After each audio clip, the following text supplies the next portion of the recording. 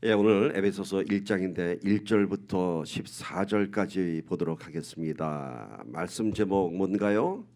아무리 생각해봐도 점점점인데 그 뒷말 결론은 말씀 맞으면서 오늘 제목의 의미를 나눠보도록 하겠습니다. 에베소서의 배경을 좀 보도록 합시다.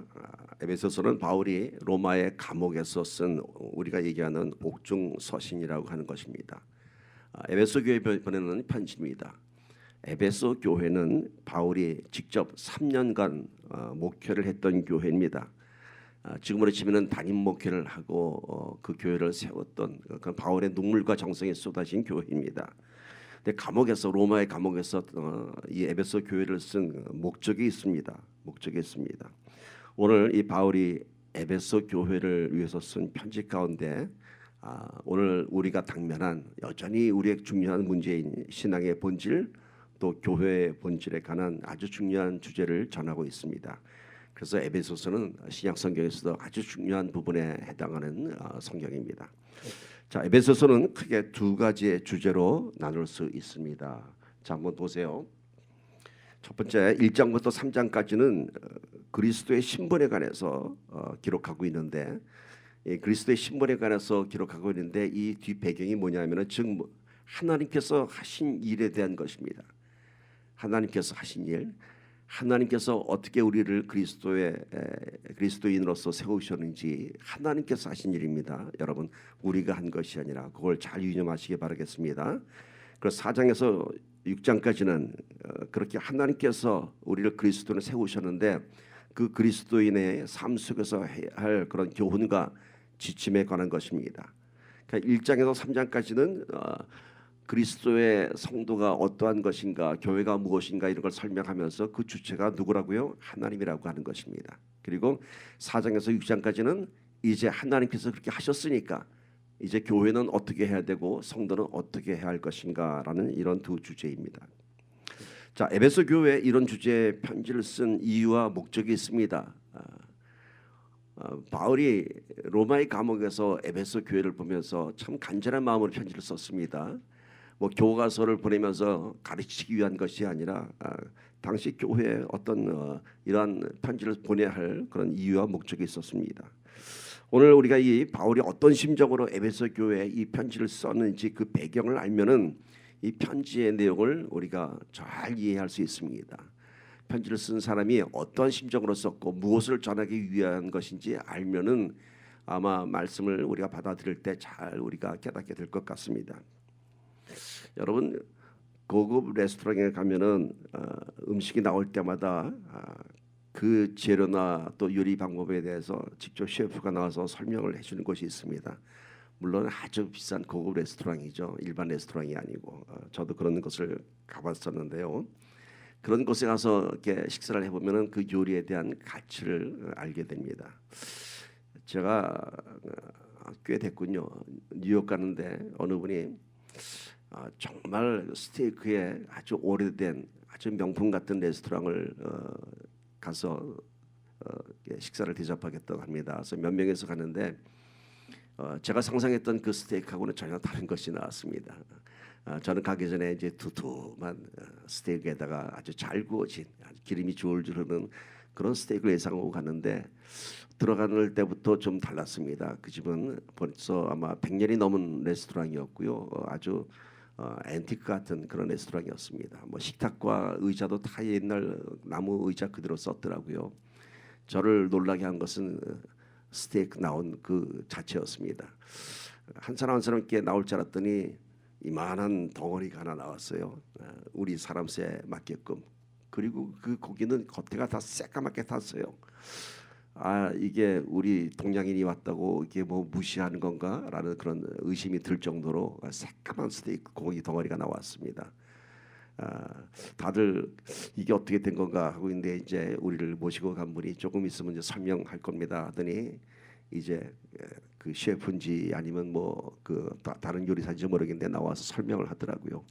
그러면서 이 고기는 어떤 고기고 어떻게 키웠고 뭐 다 설명을 하면서 그 까맣게 탄 이유도 설명하고 근데 우리는 보통 까맣게 탄 거는 다 잘라 버리는데 그러더라고요. 먹으라 그러더라고요.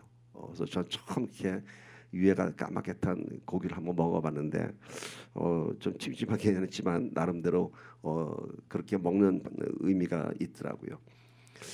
그래서 제가 이게 아마 설명을 안 듣고 그냥 줬으면 우리가 참 실망하고 했을 텐데 설명을 다 듣고 고기의 재료도 알고 어떻게 구운지 알고 나니까 그 요리의 값어치를 우리가 알게 됐습니다. 말씀도 마찬가지입니다. 오늘 우리가 성경을 볼 때도 그냥 눈에 보이는 문자적 말씀으로만 접근하면은 그 말씀의 참된 의미를 깨닫기가 쉽지 않습니다. 그 말씀의 배경 또 오늘 같은 경우는 바울이 이 말씀을 쓴 이 편지를 쓴 이유와 목적을 알게 되면은 그 말씀의 뜻을 우리가 잘 이해할 수 있습니다. 자, 오늘 에베소 교회에 쓴 그 배경이 이렇습니다. 당시 에베소 교회뿐만이 아니라 초대 교회가 갖고 있던 큰 두 가지 문제가 있었습니다. 하나는 율법주의였습니다. 유대주의라고 하죠.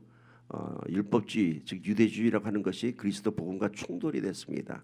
당연히 그렇죠. 율법주의, 유대주의는 이스라엘 백성들이 우리만의 하나님 그런 선민 사상을 통한 자기네들만의 그런 특권이었기 때문에 그리스도의 복음과 충돌이 될 수밖에 없었죠.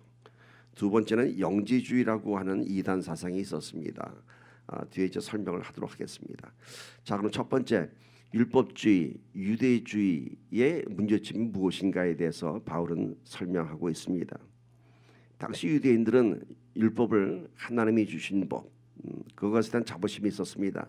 그리고 그 법은 이방인들을 위한 법이 아닌 오직 자신들만을 위한 하나님의 법이었고 그러한 율법을 소유한 민족으로서의 우월감이 있었습니다. 그러니까 율법주의에 대한 자부심, 우월감 그런 것 때문에 그리스도의 복음을 인정하지 않았죠. 하나님의 법, 그리스도의 복음을 오히려 그들은 인정해주지 않았습니다. 이거에 대한 바울이 주장을 하는 것입니다. 에베소 교회, 당시 초대교회. 자, 이것에 대한 문제점이 무엇인가? 율법주의에 대한 문제점이 무엇인가? 바울은 이렇게 얘기하고 있습니다. 즉 율법주의 중심에는 어떠한 사상이 있느냐면은 내가 그 율법을 지킴으로 인해서 구원에 이르게 되는 나의 의가 있습니다. 즉 율법주의 그 밑에는 나의 의로 내가 한 일로 인해서 구원을 이룬다.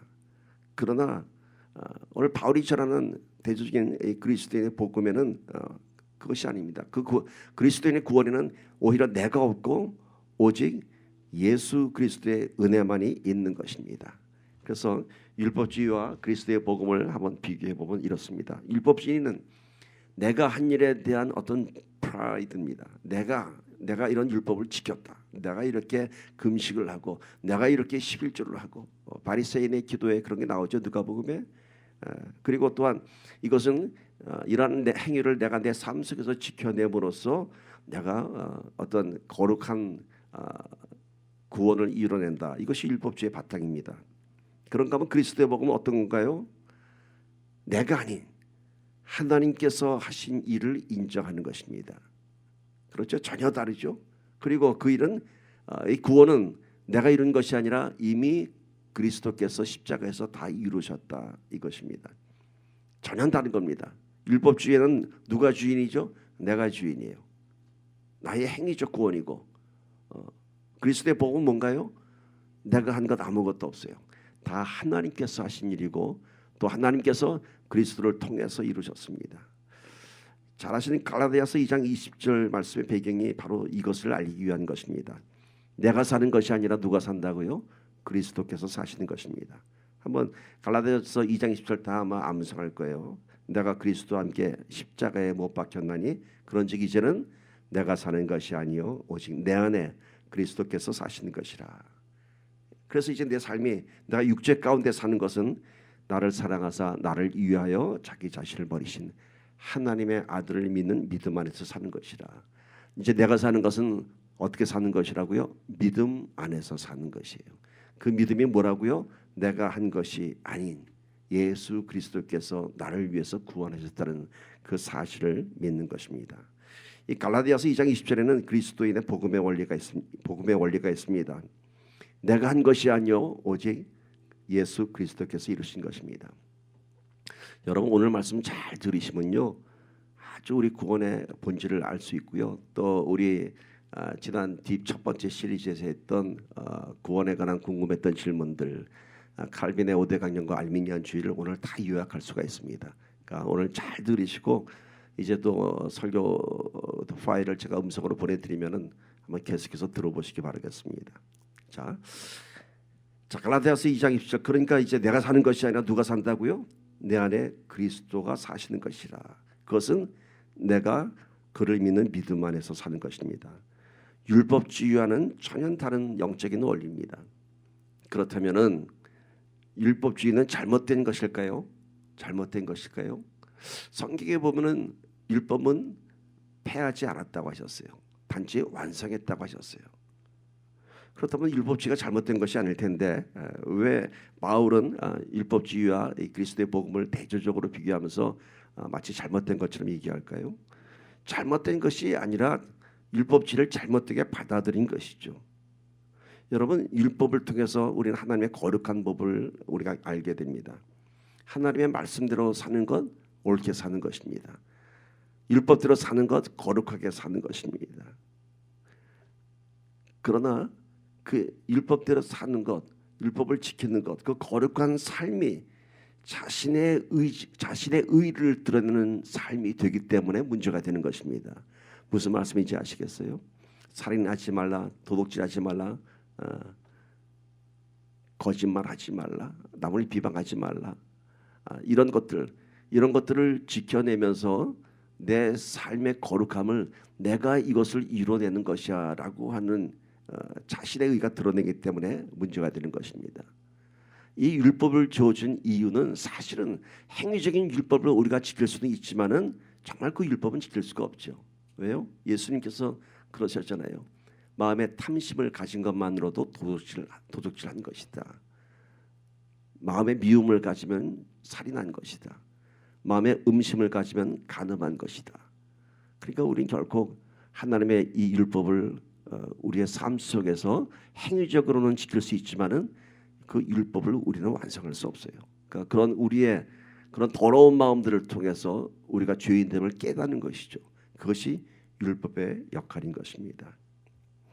율법주의가 가장 중요한 본질을 잃게 되는 것은 바로 그 율법을 통해서 자신의 죄인됨을 깨닫는 것이 아니라 오히려 그 율법을 통해서 내가 의인이 되어버리고 그 율법을 주신 하나님은 율법에서 빠지게 되는 것입니다. 무슨 말씀인지 아시겠어요? 율법을 통해서 하나님에 대한 그런 거룩한 본성이 드러나야 되는데, 우리의 죄인됨이 드러나야 되는데 오히려 율법을 행위적으로 지킴으로 인해서 내가 의인이 되어버리고 하나님은 그 율법에서 감춰지는 것입니다. 자기 의를 이루려고 했던 율법주의자들의 중심에는 결국 하나님은 없고 내가 있는 것입니다. 그것이 율법주의의 가장 큰 폐단이 되고 만 것입니다. 여기서 끝나면 좋은데 이러한 것을 통해서 이들은 다른 사람들을 정죄하고 판단하기 시작했습니다. 바리새인들의 모습이죠. 율법은 누군가를 정죄하고 심판하고 판단하는 잣대가 아니라 사실은 그 율법대로 살 수 없는 자신의 연약함을 깨닫게 되고 그 자신의 그런 율법을 지킬 수 없는 그런 거룩한 속성을 지킬 수 없는 자신의 모습을 갖고 예수 그리스도께 나아가는 것이 복음의 통로인 것입니다. 이것이 영적인 원리입니다.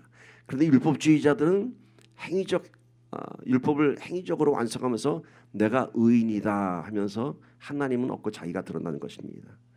그래서 바울은 오늘 이 에베소 말씀을 통해서 그리스도인의 신분을 다시 정의하고 복음의 원리가 되는 그것이 무엇인지를 설명하고 있습니다. 자, 두 번째는 뭐라 그랬죠? 영지주의의 폐단입니다. 영지주의의 폐단. 당시 헬레니즘이라고 하는 말을 많이 들어봤을 거예요. 로마 문화에 관한 그런 것입니다. 당시 헬레니즘의 정신 사조는 물질적인 것, 육체적인 것들을 죄악시하였습니다. 그러니까 이런 물질, 육적인 것들은 죄의 근원이다 얘기했습니다. 맞는 얘기죠. 그래서 구원은 그런 육체의 속박을 벗어나는 것이다. 육체의 소욕을 버리는 것이 구원이다라고 하는 사상이 들어왔습니다. 어찌 보면 참 정말 거룩한 사상 같습니다. 육체는 더럽다. 마음에 탐심만 가져도 도둑질이라니 우리의 몸은 다 더럽다. 거룩하게 사는 것, 영적으로 사는 것, 이것을 위해서 그들은 기도하고 금식하고 금욕하면서 구원을 이루려고 하였습니다. 자, 율법주의는 행위를 통해서 구원을 이루려고 했다면은 영지주의는 육적인 모든 것을 죄악시했습니다. 겉으로 보면은 매우 거룩한 삶을 추구하는 사상 같습니다. 그러나 그 사상의 중심에도 역시 하나님은 없습니다. 영적이고 긍정적인 삶을 통해서 스스로 자신이 거룩한 사람인 것을 드러내고 말았습니다. 내가 이렇게 살고 있어. 내가 이렇게 모든 것을 다 육체의 소욕을 다 버리고 살고 있어. 결코 인간의 행위를 통한 구원은 존재하지 않습니다. 영지주의는 율법주의보다 더 인간의 의를 강조하는 것이었습니다. 더 잔혹하게 자신의 육신들을 학대하다시피 그렇게 육적인 것을 죄악시했습니다. 율법뿐이 아니라 모든 물질적 육적인 소욕들을 그들은 전부 다 죄악시했습니다. 그런데 여러분, 이것이 당시 영지주의만 있는 것이 아닙니다. 오늘 우리의 신앙생활에도 이러한 영지주의의 오류가 있을 수 있습니다. 어떤 건지 아세요? 금식기도 하고 혼자 어떤 세상의 죄를 보면은 저 어떻게 저런 생각들을 할 수 있어 하면서 그런 크리스찬들의 잘못된 삶을 보면서 막 그냥 정죄하고 판단하면서 나는 그렇지 않아 하면서 나는 자신의 거룩한 삶을 인정하면서 스스로 미혹에 빠지고 맙니다. 나는 그렇지 않아 하면서 나는 이렇게 거룩한 삶을 살고 있어. 그러나 여러분, 구원은 결코 그런 나의 행위를 통한 감동을 통한 완성이 아닙니다. 구원은 나의 죄를 고백하는 것에서 시작합니다. 나는 저렇게 안 살아가 아니라 나도 저렇게 살 수밖에 없는 사람인데 오직 예수 그리스도의 은혜로 내가 그래도 이렇게 성도로 살아가고 있다. 이런 고백이 나와야 하는 것입니다. 그러니까 금식기도와 그런 거룩한 삶을 통해서 스스로 감동하면서 스스로 만족하는 것이 아니라 나는 이런 사람이 하는 것이 아니라 금식기도와 거룩한 삶을 통해서 철저히 자신을 부인하고 십자가의 삶을 살아내야 하는 것입니다. 그 결과가 다른 것입니다. 여러분, 신앙은 나를 드러내는 것이 아니라 나를 죽이는 것입니다. 신앙은 나를 드러내는 것이 아니라 나는 죽고 예수 그리스도만 드러내는 것입니다. 이것이 신앙의 본질입니다. 바울이 에베소 교회에 보내는 이 편지는 단순히 예수 그리스도의 복음을 전하는 것이 아니라 바로 그들의 율법주의와 이 영지주의 사이에서 갈등합니다. 그리고 교회가 혼란스러울 때 다시 한번 그리스도의 복음의 진리와 그리스도의 복음의 그런 탁월한 그런 굿뉴스에 대한 우월성을 전하는 것입니다. 율법주의는 하나님의 법을 통해서 너희가 죄인됨을 깨닫는 것이야. 영지주의는 그렇게 너희가 너희 육체를 그렇게 학대하면서 구원을 이루는 것이 아니야. 그리스도의 복음은 오직 예수 그리스도의 십자가의 보혈의 피로 구원받는 것이야. 바로 이것입니다. 이것이 바로 복음, 굿뉴스인 것입니다. 네가 아닌 하나님께서 이루신 것이야. 네가 한 것이 아닌 예수 그리스도께서 이루신 것이야. 이것입니다. 자, 에베소서 1장 4절에서 14절에서 바울은 예수 그리스도의 복음을 설명하면서 이 율법주의, 영지주의와 구별되는 그리스도의 복음을 삼위일체 하나님을 설명하고 있습니다. 그러면서 이것을 신령한 복으로 소개하고 있습니다. 자, 어떻게 대조하고 있다고요? 율법주의와 영지주의에 대한 폐단을 얘기하면서 정말 복음은 그리스도의 복음이고 그리스도의 복음은 삼위일체 하나님의 신령한 복이다라고 하고 있습니다. 자, 그럼 오늘은 첫 번째 하나님의 신령한 복, 하나님의 신령한 복. 삼위일체니까 하나님, 성자 예수님, 성령 하나님이겠죠.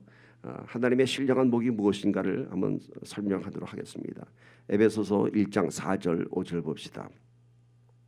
하나님은 세상에 창조되기 전에 그리스도 안에서 우리를 선택하셔서 사랑 가운데 그 앞에 거룩하고 흠이 없게 하셨습니다. 하나님은 그분의 기뻐하시는 뜻을 따라 우리를 예정하셔서 예수 그리스도로 말미암아 하나님의 양자가 되게 하셨습니다. 자, 이게 뭔가요, 여러분? 이 하나님의 신령한 복이 뭔가요?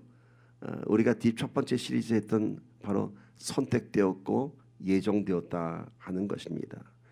세상이 창조되기 이전에 그리스도 안에서 우리를 선택하셨습니다. 창세전에, 영원전에 이미 이루어졌습니다. 이 세상이 생기기 전에 우리를 선택하셨습니다. 그리고 뭐라고 얘기했죠? 우리를 거룩하게 하셨고 흠이 없게 하셨습니다. 누가 했다고요? 하나님께서. 그리고 우리를 그분의 자녀 삼아 주셨는데 어떤 뜻에 따라서 예정하셔서 미리 우리를 선택하시고 예정하셔서 예수 그리스도로 말미암아 하나님의 양자가 되게 하셨습니다. 그런데 이 예수 그리스도는 창세 이전에 이미 존재하신 것으로 정의하고 있습니다. 우리는 이제 2000년 전에 예수님께서 이 땅에 오셨지만은 그것은 육신으로 오신 예수님이 2000년 전에 오신 것이고 예수님의 존재는 창세 전에 삼위일체 하나님으로서 이미 존재하셨던 것입니다. 자, 오늘 이 말씀에 보면은 구원에 대한 것을 얘기합니다. 인간의 행위에 의한 것이 아니라 율법주의나 영지주의에 의한 것이 아니라 이미 창세 전에 하나님께서 주권적으로 선택하시고 예정하셨고 그 예수 그리스도 안에서 이제 너희가 구원받았다 이것입니다. 여러분, 모든 종교는 인간의 수행과 노력에 의해서 구원 또 그 어떤 원하고자 하는 교리를 완성합니다. 인간이 원하는 어떤 종교적 목적을 스스로 인간 자신을 통해서 만들어냅니다. 불교의 참선과 수행, 이슬람교도들은 어떻게 하죠? 하루 4번의 기도를 합니다. 어쩌면 우리보다 더 많이 기도하는 것 같아요. 그만큼 그들은 그 경건과 거룩을 행위적으로 지키고 있습니다. 또 라마단의 금식 기간, 정말 이들은 금식을 철저히 하고 있습니다. 그런가 하면 구약 성경에 나온 이방 신들의 제사는 어떤지 아세요? 아이를 불에 태우기까지 합니다. 제단에 바치기까지 합니다. 결국 모든 종교의 바탕에는 뭐가 전제됩니까? 인간의 희생이 요구됩니다. 피를 흘려야 되고 인간의 삶이 그 안에서 드려져야 됩니다. 그러나 기독교는 인간의 희생이 아닌 오직 예수 그리스도의 희생으로 이미 구원이 완성되었습니다. 구원의 그 방법 자체가 다른 것입니다. 인간을 통한 것이 아닌 하나님께서 하신 것입니다. 또한 구원의 대상도 인간의 선택에 의한 것이 아니라 이미 창세 전에 하나님께서 예정하시고 선택하신 것입니다. 그 구원의 대상이 누구 이렇게 어떤 종교적 행위를 통해서 받는 것이 아니라 이미 예정하셨던 것이에요. 그런데 이 예정과 선택에 대한 많은 신학적인 갈등이 있었죠. 창세전에 이미 선택과 예정이 되었다는 이 교리는 지금까지도 기독교 안에서도 많은 갈등과 논란이 있습니다.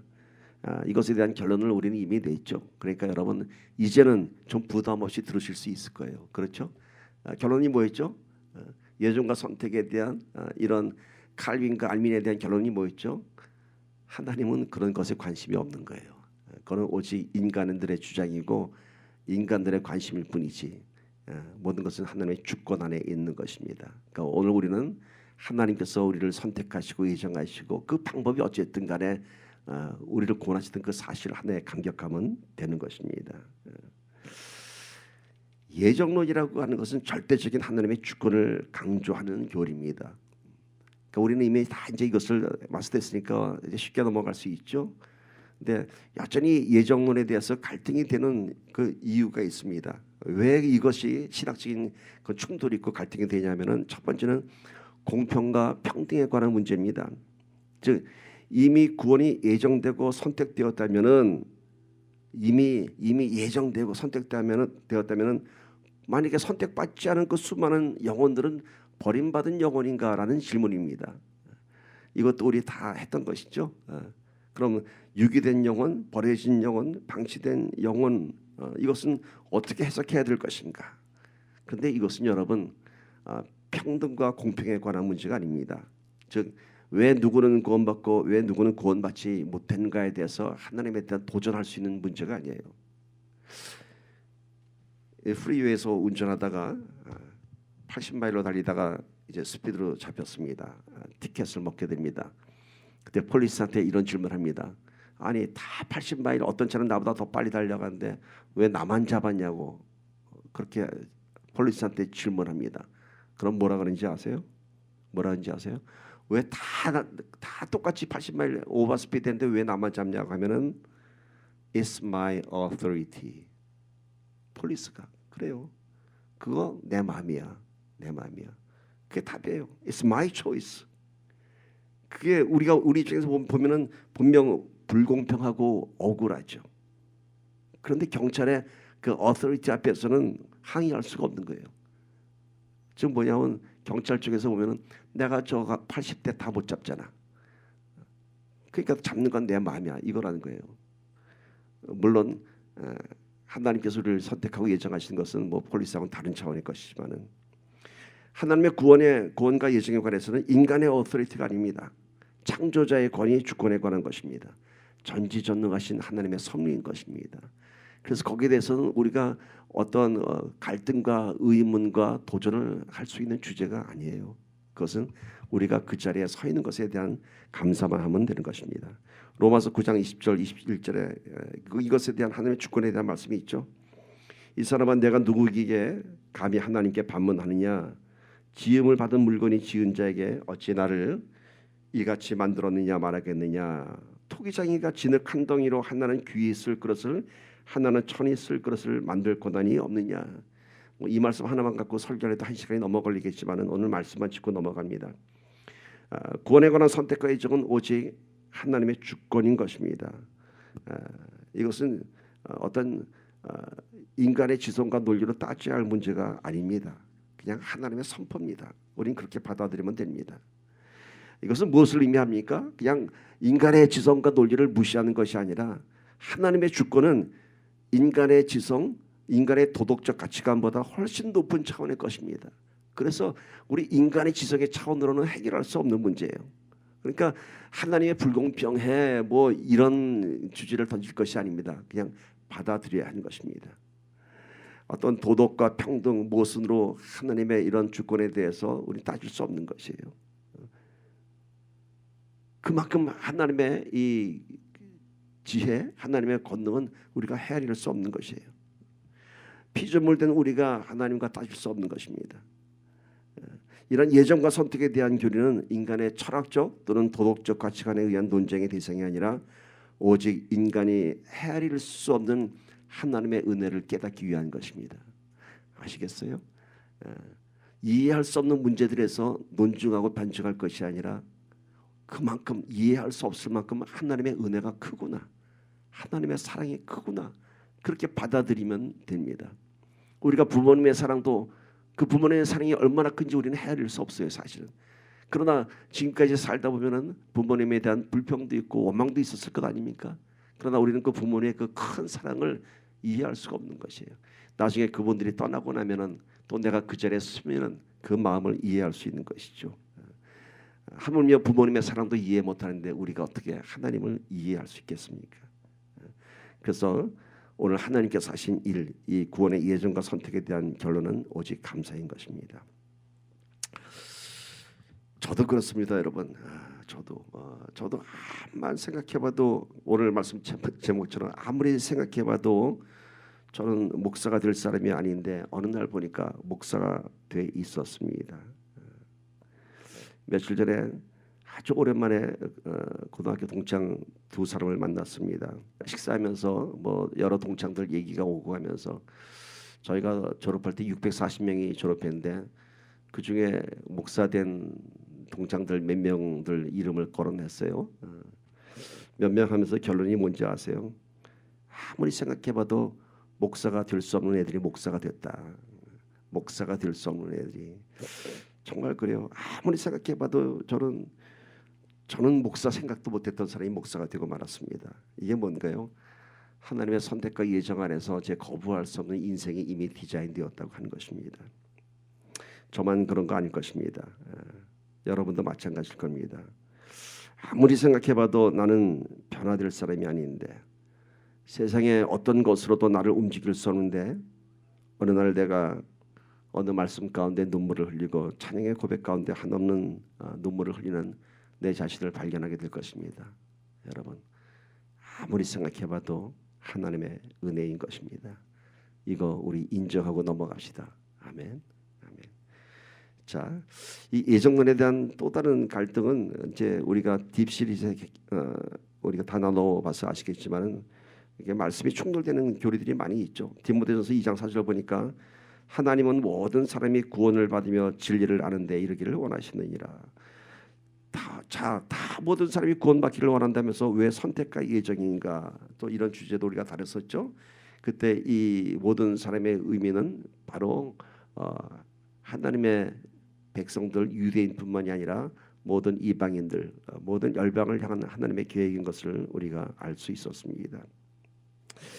그럼 또 우리가 그때 이런 말씀도 나눴었죠. 왜 전도를 해야 되는가? 그렇게 선택되었고 예정되었다면 뭐하러 전도를 하는가? 이것에 대해서 우리가 어떤 결론을 냈었죠. 하나님은 하나님 나라를 만들어가는 데 있어서도 하나님 혼자 하지 않으셨어요. 하나님의 방법으로 하셨는데 그것이 뭐냐면 예수 그리스도의 십자가를 통해서 구원을 완성하셨고 이 구원의 길을 알리는 데 있어서 하나님이 직접 하신 것이 아니라 우리 사람들을 이용하신 것입니다. 고린도전서 1장 21절 보세요. 하나님의 지혜에 있어서는 이 세상이 자기 지혜로 하나님을 알지 못하므로 하나님께서 전도에 미련한 것으로 믿는 자들을 구원하시기를 기뻐하셨도다. 자, 우리말 성경으로 바꾸면 좀 쉽습니다. 하나님은 세상 사람들이 그들의 지혜로는 자기를 알지 못하게 하시고 오히려 그들의 눈이 어리석게 보이는 전도의 말씀으로 믿는 사람을 구원하려 하셨습니다. 그러니까 하나님의 지혜, 하나님의 구원의 예정과 선택에 관한 섭리는 인간의 지성과 논리로 알 수 있는 것이 아니기 때문에 그냥 너희의 미련한 그 모습, 그 미련한 그 모습이 뭔가요? 하나님만 아는 그 미련한, 하나님만 아는 그 제가 지난주에 얘기했었나요? Stay foolish라고 스티브 잡스가 했던 얘기. 이렇게 바보처럼 하나님을 믿는 것, 이러한 것으로 구원하신다고 하는 것이에요. 전도에 미련한 것, 세상 사람들이 볼 때는 눈이 참 우리들이 어리석게 보이지만 그런 우리 모습을 통해서 그들을 구원한다고 하는 것입니다. 그렇습니다, 여러분. 참 세상 사람들이 우리를 보면 미련한 것 같죠. 성경의 사건들을 믿는 것 자체가 미련하고 어리석게 보입니다. 어떻게 그런 걸 믿어라고 하죠. 그러나 믿음이라고 하는 것은 세상의 상식이 아닌 하나님의 기적을 믿는 것이 믿음인 것입니다. 그러니까 우리가 미련해 보이는 것이 하나님의 섭리인 것입니다. 당연한 것입니다. 오병이어의 기적, 이건 세상 사람을 절대로 믿을 수 없습니다. 그러나 놀라운 것은 결국 이것을 믿게 된다는 사실입니다. 결국은 이것을 믿게 되는 것이에요. 그게 하나님의 그런 말씀의 권능인 것입니다. 하나님은 왜 그러면 전도의 방법을 선택하셨을까? 하나님 혼자 다 하실 수 있는데 왜 굳이 우리를 통해서 전도를 하실까? 우리에게 동력자로서 하늘나라의 상급을 주시기 위한 것이죠. 마태복음 5장 12절 보니까 기뻐하고 즐거워하라. 하늘에서 너희의 상이 크니라. 너희가 나와 함께할 때. 바울은 지금 에베소 교회에 하나님의 신령한 복을 정의하고 있습니다. 결코 율법이나 스스로 자기가 거룩해서 구원을 얻고자 하는 영지주의가 아닌 오직 하나님의 선택과 예정 가운데 하나님께서 하신 일, 예수 그리스도가 이루신 그 구원, 이것이야말로 하나님의 신령한 복인 것입니다. 자, 두 번째는 지금 삼일체 하나님의 신령한 복을 얘기하고 있습니다. 두 번째는 예수님의 신령한 복입니다. 그게 뭔가요? 바로 십자가의 구속입니다. 에베소서 1장 7절 9절입니다. 이제 예수님의 신령한 복에 대해서 말씀하고 있습니다. 바울이 그리스도 안에서 우리는 하나님의 은혜의 풍성함을 따라 그분의 피로 구속, 곧 죄사함을 받았습니다. 하나님은 우리에게 모든 지혜와 총명을 넘치게 하셔서 그리스도 예수 안에서 미리 세우신 하나님이 기뻐하시는 뜻을 따라 하나님의 뜻의 비밀을 우리에게 알리셨습니다. 오늘 이 말씀을 깊이 들여다보면 여러분, 제가 오늘은 이렇게 넘어갔지만은 여러분 다시 한번 집에 가서 잘 묵상해 보세요. 두 가지의 명제가 제시가 됩니다. 첫 번째는 그분의 피로 죄 사함을 받았다. 두 번째는 모든 지혜와 총명을 넘치게 하셔서 십자가의 비밀을 알게 하셨다. 자, 첫 번째는 뭐라고요? 예수 그리스도의 피로 죄 사함을 받았다는 것이에요. 두 번째는 이것을 깨닫게 하는 거예요. 이 사건을 깨닫게 하는 것. 모든 지혜와 총명을 넘치게 하셔서, 아까는 미련한 것이라고 얘기했죠. 그 미련한 것이 뭔가요? 지혜와 총명을 넘치게 하는 것이 미련한 것이에요.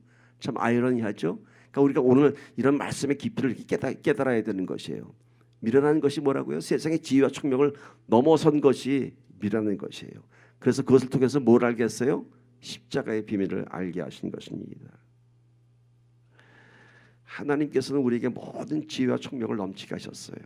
영어 성경 보니까 이런 문장을 썼어요. He lavished on us. 넉넉하게 하대요. 아낌없이 주신 것이에요. 오늘 우리가 십자가의 비밀을 알게 된 것은 오늘 우리의 지식과 우리의 논리가 아니라 하나님께서 넉넉하게 주신 것이에요. 넘치게 주신 것이에요. 아낌없이 주신 것이에요. 여기에 의미가 있습니다, 여러분. 아낌없이 주셨어요. 뭘? 예수 그리스도의 그 생명을 아낌없이 주셨어요. 넉넉하게 주셨어요. 뭐를? 이 세상 모든 열방의 영혼들이 구원받을 수 있도록 넉넉하게 주셨어요. 넘치게 주셨어요. 뭘 넘치게 주셨어요? 우리의 지성과 논리를 초월해서 그 십자가의 비밀을 깨닫게끔 그렇게 넉넉하게 주신 것이에요. He lavished on us. 이게 뭔가요? 우리가 저항할 수 없는 은혜를 얘기하는 거예요. 이해할 수 없는데 하나님이 확 부어주니까 깨닫게 되는 거예요. 확 부어주니까. 여러분, 권투시합 하다가요, 권투 선수들이 다운되는 순간이 있어요. 버티고 버티다가 그 펀치가 쌓여서 그냥 쓰러지고 마는 거예요. 오늘 하나님께서 우리에게 주신 지혜와 총명이 이런 거예요. 우리가 버티지만 하나님께서는 계속 두들겨 패나요? 계속 기름 부어주시는 거예요. 그러면 우리가 결국 쓰러질 수밖에 없는 거예요. 이게 하나님의 은혜입니다. 이게 예수님의 은혜예요. 놀랍지 않으세요, 여러분? 아직도 나한테 그런 은혜가 임하지 않았다면 한번 기대 한번 해봅시다. 언젠가 내가 그 하나님의 은혜 안에 들어가게 될 것을. 우리가 이 십자가의 비밀을 깨닫는 건 놀라운 축복입니다, 여러분. 놀라운 축복입니다. 이거를 믿는다는 사실, 십자가의 비밀을 믿을 수 있다는 것, 이거를 어떻게 설명할 수 있어요? 설명할 수 없어요. 십자가의 비밀이 뭔지 설명할 수 있어요, 여러분? 말로는 할 수 있겠죠. 하나님께서 독생자 예수 아들을 주셔서 요한복음 13장 16절을 얘기하면서 입술로는 설명할 수 있겠죠. 그러나 정말 그것이 전달력이 있을까요? 이 얘기 사람들이 하면 사람들이 믿을까요? 안 믿어요. 전달력이 없어요. 왜 그런지 아세요? 내가 깨달음이 없기 때문인 것이에요. 근데 오늘 우리가 하나님께서 그 지혜와 총명을 넘치게 주셔서 이 십자가의 비밀을 알게 되면 우리가 뭘 깨닫는지 아세요? 이걸 깨닫는 거예요. 분명한 사실은 이 복음 앞에서 내가 녹아지고 변했다는 사실입니다. 이게 증거예요. 내가 설명은 할 수 없지만, 논리적으로 내가 누구한테 전할 수는 없지만 내가 변했다는 사실, 내가 눈물 흘리고 있다는 사실, 내가 주 이름은 주님 앞에 나온다는 사실, 이게 부인할 수 없는 사실이에요. 그리고 그 안에서 우리가 구원을 증거할 수 있는 것입니다. 이것을 그리스도인의 영성이라고 합니다. 지성도 아니고 감성도 아닌 하나님께서 주신 세상의 지혜와 총명을 초월한 그 하나님의 은혜 십자가의 비밀이 내 안에 깨달아졌기 때문에 내가 세상에 증거할 수 있는 것입니다. 이것이 영성입니다. 이러한 예수님의 신령한 복, 예수 그리스도를 통해서 에베소서 1장 10절 보니까 이런 말씀이 있어요. 이는 때가 차면 그리스도 안에서 하늘에 있는 것들과 땅에 있는 것들을 모두 통일시키고자 하는 것입니다. 와, 여러분 놀라운 말씀이에요. 때가 차면, 이 때가 뭔가요? 하나님께서 우리에게 지혜와 총명을 넉넉하게 주시면은, 넘치게 주시면은, 우리가 언젠가 우리가 십자가 앞에 쓰러지고 나면은, 언젠가 내가 그 앞에서 순복하고 말면은 뭐라고요? 그리스도 안에서 하늘에 있는 것들과 땅에 있는 것들 모두 통일시키자고 합니다. 이게 무슨 뜻일까? 다른 종교에는 없어요. 하늘과 땅을 통일시킨다. 신과 인간의 연합. 그런데 그리스도에게는 있는 거예요. 예수 그리스도의 십자가를 통해서 하나님과 인간을 화목케 했습니다. 다시 이 땅에 오실 때에 새 하늘과 새 땅, 하늘과 땅이 통일되는 거예요. 여러분, 하늘에 있는 것들과 땅에 있는 것들이 모두 통일된다고 하는 것이 뭐냐면은, 이제 내가 비로소 그리스도의 비밀을 알게 되면은 하나님의 뜻과 내 육신 안에 있는 뜻이 하나가 되는 거예요. 이게 하나가 되지 않기 때문에 우리 신앙에 실패하고 마는 거예요. 우리가 믿는다고 하지만 십자가의 비밀을 전혀 우리가 아직도 문자적으로만 깨닫기 때문에 내 안의 뜻과 하나님의 뜻이 통일되지 않는 거예요. 하나님의 뜻과 이 땅의 뜻이 통일이 되면은, 하나님과 내가 화목하게 되면은 나는 신실한 그리스도인이 될 것입니다. 오늘 우리가 거기까지 나가기를 간절히 소망합니다. 이렇게 하늘과 땅이 통합된 것이 어딘지 아세요, 여러분? 바로 교회입니다. 이 교회가 하나님과 이전에 나온 예배자가 하나가 되고 연합되는 것입니다. 오늘 예수 십자가의 비밀을 깨닫는 신령한 복이 있기를 주님의 이름으로 축원합니다. 세 번째는 성령의 신령한 복입니다. 1장 13절 14절 봅시다.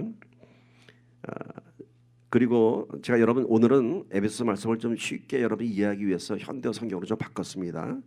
오늘 교리 자체가 좀 딱딱하기 때문에. 그리고 여러분도 그리스도 안에서 진리의 말씀, 곧 여러분을 위한 구원의 복음을 듣고 또한 그리스도 안에서 믿어 약속하신 성령으로 인치심을 받았습니다. 뭘로요? 성령으로 인치심을 받았습니다. 이 성령은 우리의 유업의 보증이 되시는데, 이는 하나님의 소유된 백성을 구속하기 위함이며 또한 하나님의 영광을 찬미하도록 하기 위한 것입니다. 인치심, 이거를 좀 쉽게 이해하려면은 당시의 노예 제도를 좀 들여다보면 더 쉽습니다. 당시 노예들 이마에는 불도장으로 찍은 인침을 받은 그런 마크가 있습니다. 그러니까 예를 들어서 이 노예는 내 노예야라고 하는 것을 증명하기 위해서 이제 불에 달군 어떤 문양을 몸에 새깁니다. 제일 잔혹한 그 형벌이 도망갔던 노예들에는 이마에다가 이제 그걸 찍죠. 그렇지 않으면 보통 제 어깨나 등 뒤에 찍어서 이게 내 종이야, 내 노예야 하는 것을 이제 증명합니다. 이게 바로 인침을 받았다라고 하는 것입니다. 근데 오늘 우리는 어떤 인침을 받았다고요? 성령으로 인치심을 받았습니다. 그 뭐예요? 하나님이 너는 내 거야. 너는 내 거야. You are mine. 이게요 참 놀라운 겁니다. 하나님의 양자를 삼으셨대요. 유업의 보증이 됐대요. 보증받았다고 해요. 유업을 보증받았다고 하는 것은 뭔가요? 아버지가 아들을 인정하기 때문에, 내 아들이기 때문에 재산을 물려주지 않습니까?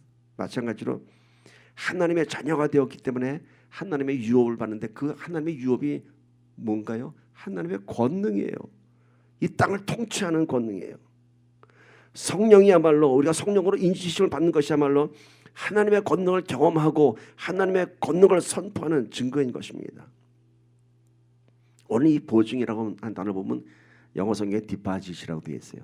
디파짓. 우리가 은행에 디파짓하는 그런 디파짓 똑같은 단어입니다. 자, 성령으로 디파짓했어요. 이게 뭔가요? 예수 그리스도의 이름으로 디파짓했어요. 그 이름의 권세와 능력을 우리가 사용하는 것입니다. 성령으로 인치심을 받았고 또 우리를 그 유업의 보증으로 삼았다고 합니다. 보증 삼았다고 하는 것이 디파짓했다고 하는 거예요. 하나님이 우리의 삶 속에서 하나님의 권능을 디파짓했다는 거예요, 여러분. 여러분 이건 놀라운 거예요, 여러분. 우리 통장은 비록 가난할지 모르겠지만은 내 안에 하나님의 권능이 지금 디파짓되어 있어요. 디파짓되어 있어요. 그걸 모르고 살아간다면은 얼마나 안타까운 사실입니까, 여러분. 예전에 이제 그런 이야기를 우리 김광식 목사님이 많이 하셨어요. 아들에게 백지수표를 한 장 줬는데 아들은 그 백지수표가 뭔지 몰라서 그냥 갖고만 있다고. 크레딧 카드를 줬는데 크레딧 카드를 몰라서 쓸 줄 모르고 있다고. 이거 뭐 바보 같은 자식이죠. 그렇죠? 근데 그게 우리들 모습이라고 하는 거예요. 오늘 디파짓 됐대요. 성령으로 인심 받고 하나님의 유업을 보증으로 삼아 주셨대요. 사인만 하면 돼요. 어떤 사인? By the name of Jesus Christ. 다 인도로 써졌어요. 이것이 성령의 신령한 복입니다. 오늘 이제 여러분 이제 2020년도에는 오늘 이 성령이 뒷받침된 하나님의 권능을 마음껏 사용하시기를 선포합니다. 하나님의 이 권능은 메마르지 않습니다. 하나님의 자녀가 된 이상 우리가 마음껏 쓰라고 주셨습니다. 오늘 말씀 제목 보면서 말씀했습니다. 오늘 말씀 제목 뭐죠? 아무리 생각해봐도 나는 복받은 자입니다. 아무리 생각해봐도 나는 예수 믿을 사람이 아닌데, 아무리 생각해봐도 나는 변화받을 사람이 아닌데, 부인할 수 없는 사실 내가 변한 겁니다. 부인할 수 없는 사실 내가 구원받았습니다. 부인할 수 없는 사실 내가 복받은 자입니다. 어떤 복받았다고요? 하나님의 신령한 복, 하나님의 구원의 예정과 선택 그 리스트 안에 내가 들어갔습니다. 그 리스트 안에 내 이름이 있다는 거예요. 예수의 신령한 복이 뭔가요? 십자가의 비밀을 알게 됐어요. 하나님께서 넘치게 주셨어요. 아낌없이 주셨어요. 그래서 하늘과 땅을 통일시켰대요. 하나님의 뜻과 내 뜻을 하나 만나게 하셨대요. 세 번째, 성령님의 신령한 복 뭔가요? 하나님의 자녀로 인정받고 인침받아서 이제 우리의 권능을 하나님의 권능으로 바꾸셨어요. By the name of Jesus Christ 사인만 하면 하나님의 권능을 갖다 쓰는 거예요. 아무리 생각해봐도 우리는 복받은 사람입니다. 아멘. 한번 옆 사람 보면서 아무리 생각해봐도 복받으셨네요. 아무리 생각해봐도 복받으셨습니다. 아멘. 기도합니다.